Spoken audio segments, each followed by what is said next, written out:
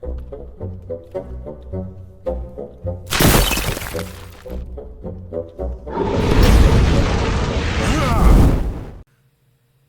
everybody, it's Riffraff Hornhelm back again with another presentation for the Dwarven Vault.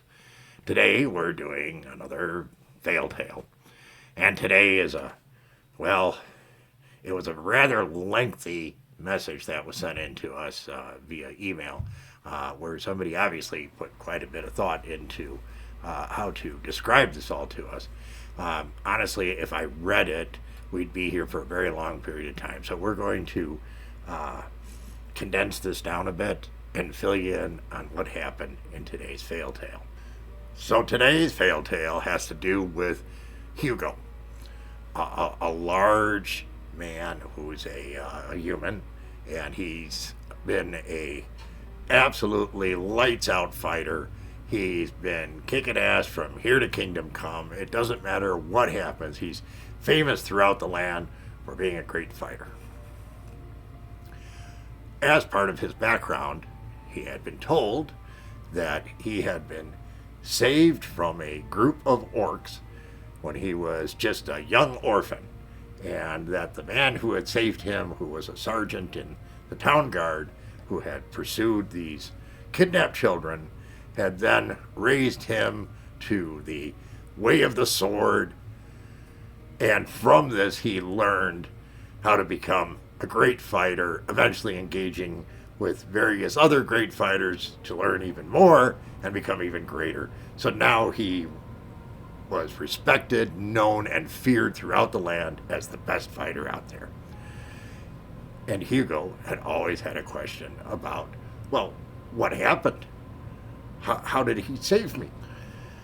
And he had gone to a wizard who had done some work for him before and asked him these questions, and the wizard, using his great knowledge of various spells and means of looking into the past and the future, investigated for him.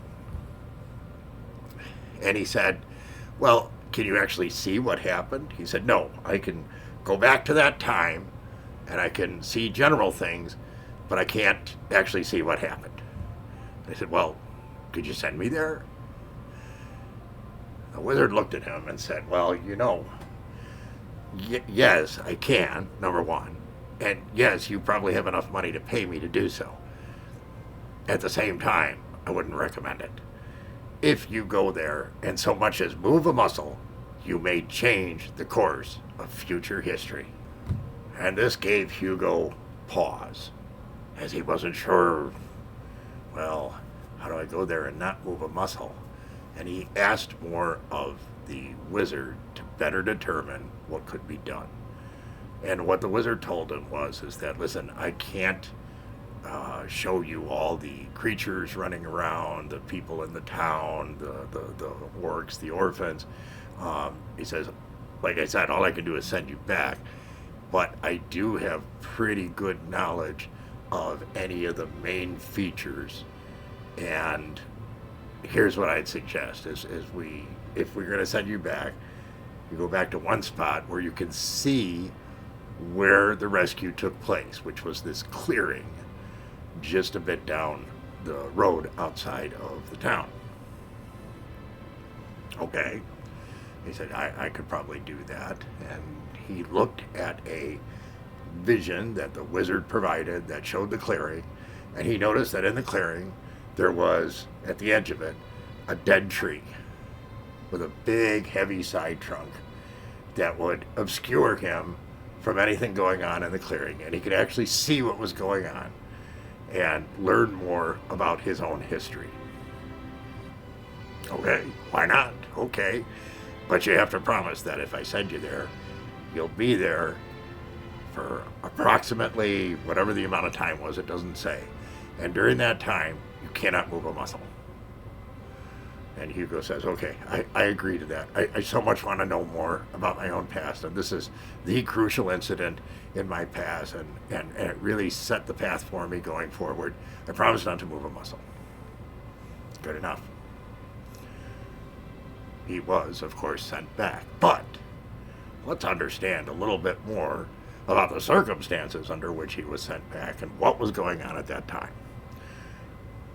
Little Hugo had been raised for all of his life at this point in a very small orphan outside of a walled town that was in the middle of a large forest, but with nice clear roads going off in every direction.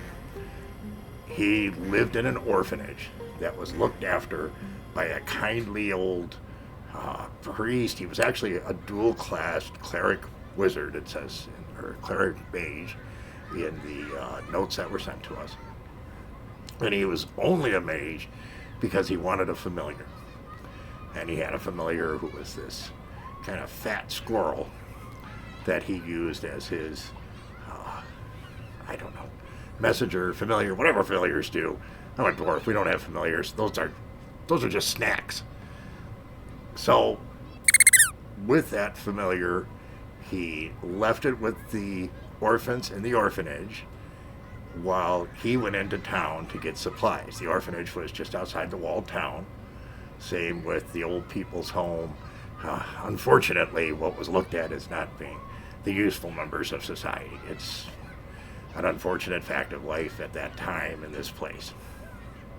So, he went into town to go and get his supplies. When he did so, he happened to walk past a group of entertainers, or what appeared to be a group of entertainers, dressed as clowns and so forth, who were sitting and in the shade by the town gate. And one of them called over with a very gruff voice and said, "Bless us, Father, we need all the help we can get." Well, they laughed roughly. And he did indeed. He turned and blessed them and said, "May your endeavors all prove successful, and may you have a better life." And then he turned and went into town while he heard the rough chuckles of the entertainers behind him. There was a reason for that. They weren't really entertainers. They were orcs. Orcs in disguise. The kindly old man to pass out of view before turning towards the orphanage.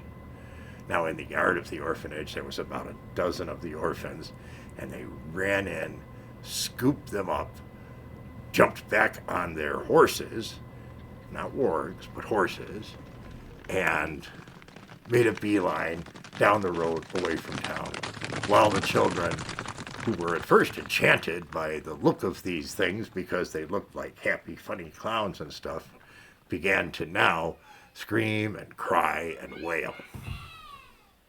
Not so good. In the meantime, though, above all these orphans had sat the familiar, whose name was Bucky, and the familiar had sat there watching what was going on and sent an urgent message to his master. Now, his master was in the process of spending the few alms that he gets at the orphanage to purchase food for the children, and he didn't catch the message initially. So, while Bucky was still trying to get in contact with his master, he jumped from tree to tree and along the road, chasing after the orcs to find out what happened. Well, eventually the orcs got to a fork in the road, and it looked like they were trying to set up a misleading trail. And the squirrel climbed up in the tree, and from the top of this big branch that was overhanging the edge of the clearing, watched what was going on. Now, it was that amount of detail that was not visible to the wizard. The wizard, of course, then brought Hugo onto the scene.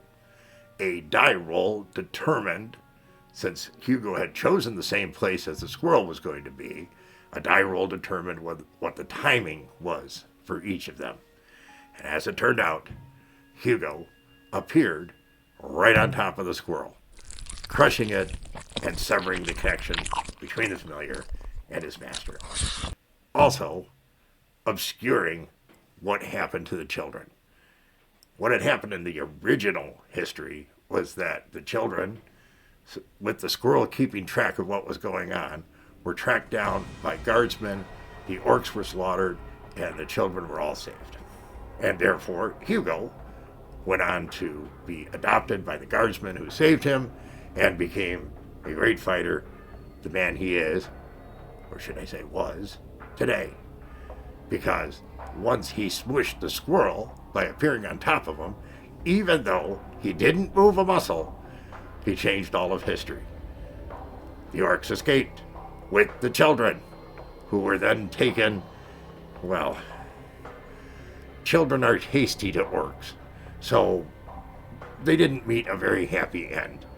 And of course, Hugo became part of the cookpot instead of becoming the greatest fighter in the land.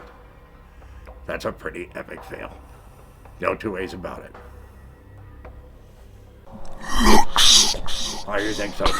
delicious. Well, it was. I don't know what to say. That's today's Fail Tale. We hope you enjoyed it. If you did, give us a like.